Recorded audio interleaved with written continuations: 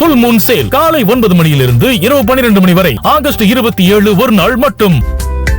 ஏற்பட்டிருக்கக்கூடிய வெள்ளப்பெருக்கு காரணமாக தற்போது பீகாரில் வெள்ள அபாய எச்சரிக்கை தொடர்பாக அமித்ஷா தலைமையில் ஆலோசனையானது நடைபெற இருக்கிறது. நேபாளத்தில் பெய்த கனமழையால் பீகாரில் ஏற்படும்னு எதிர்பார்க்கப்படும் வெள்ள அபாயம் பற்றி மத்திய உள்துறை அமைச்சர் அமித்ஷா பீகார் முதல்வர் சம்ராட் சௌத்ரியோட தொலைபேசியில் பேசியிருக்கார். ஏற்படக்கூடிய இக்கட்டான சூழலை சமாளிக்க மாநில அரசுக்கு தேவையான அனைத்து உதவிகளையுமே வழங்குவதா உள்துறை அமைச்சர் தொடர்பாக ஒரு உறுதி அளித்திருப்பதாகவும் தகவல்.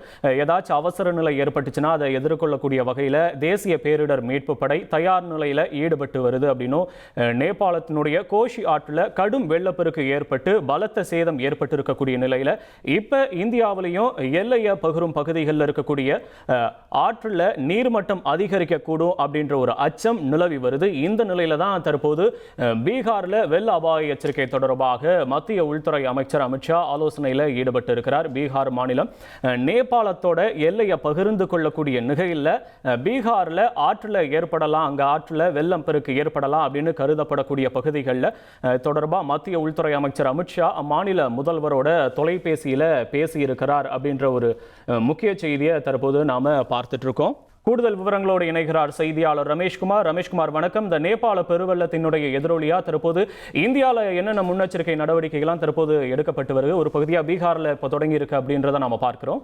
நிச்சயமாக நேபாளத்தின் கோஷி ஆற்றில் இன்று காலை ஏற்பட்டுள்ள கடும் வெள்ளப்பெருக்கை தொடர்ந்து பீகார் மாநிலத்திலும் வெள்ளப்பெருக்கு ஏற்படலாம் என்ற எச்சரிக்கை விடுக்கப்பட்டிருக்கிறது. ஏனென்றால் பீகாரும் நேபாளமும் எல்லையை பகிர்ந்து கொள்ளக்கூடிய பகுதிகளாக இருக்கின்றன.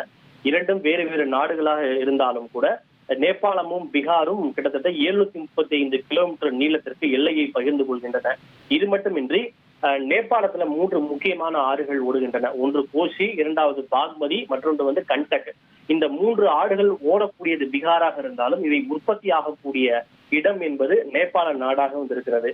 பொதுவாக நேபாளத்துல எப்போதெல்லாம் வெள்ளப்பெருக்கு ஏற்படுகிறதோ அந்த வெள்ள நீர் 70% நீர் பீகாரை தான் வந்தடையும். இதனால் தான் கோஷி ஆற்றில் வெள்ளப்பெருக்கு ஏற்பட்டிருந்தாலும் பீகார் மாநிலத்திற்கும் வெள்ளம் ஏற்படலாம் என்ற ஒரு அபாய எச்சரிக்கை விடுக்கப்பட்டிருக்கிறது. இதனை தொடர்ந்து இந்த பொட்டன்ஷியல் பிளட் ரிஸ்க் தொடர்பாக மத்திய உள்துறை அமைச்சர் அமித்ஷா பீகார் மாநில முதல்வர் சாம்ராட் சௌத்ரியை தொலைபேசியில் தொடர்பு கொண்டு எடுக்கப்பட வேண்டிய முன்னெச்சரிக்கை நடவடிக்கைகள் குறித்தும் அவர் பேசியிருக்கிறார். இது போன்று ஏதேனும் ஒரு இக்கட்டான சூழல் ஏற்பட்டால் மத்திய அரசு தன்னால் இயன்ற அனைத்து உதவிகளையும் செய்வதற்கு தயாராக இருப்பதாகவும் தேசிய பேரிடர் மீட்பு படை உடனடியாக அனுப்புவதற்கு ஏற்பாடு செய்யப்படும் என்ற உறுதியை பீகார் முதல்வருக்கு வழங்கியிருக்கிறார். இந்த வெள்ள அபாய எச்சரிக்கையை தொடர்ந்து பீகார் முதல்வர் ஒரு உயர்மட்ட குழு ஒன்றையும் அமைத்திருக்கிறார். இது மட்டுமின்றி பீகார் மாநிலத்தில் இருக்கக்கூடிய பல முக்கியமான பகுதிகளில் இருக்கக்கூடிய அணைகள் நீர்நிலைகளை தொடர்ந்து கண்காணிக்கவும் உத்தரவு என்பது பிறப்பிக்கப்பட்டிருக்கிறது. மேற்கு சம்பரன் உள்ளிட்ட பல்வேறு இடங்களில் இருக்கக்கூடிய அந்த நீர்நிலைகள் மற்றும் அணைகளை 24 மணி நேரமும் தொடர்ந்து கண்காணிக்க வேண்டும் என்று அந்த மாவட்ட ஆட்சியர்களுக்கு உத்தரவு பிறப்பிக்கப்பட்டிருக்கிறது.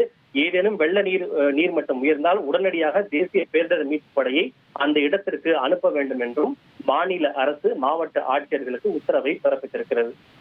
உங்களுடைய விவரங்களுக்கு நன்றி ரமேஷ்குமார். ஃபுல் மூன் சேல் காலை 9 மணியிலிருந்து இரவு 12 மணி வரை ஆகஸ்ட் 27 ஒரு நாள் மட்டும்.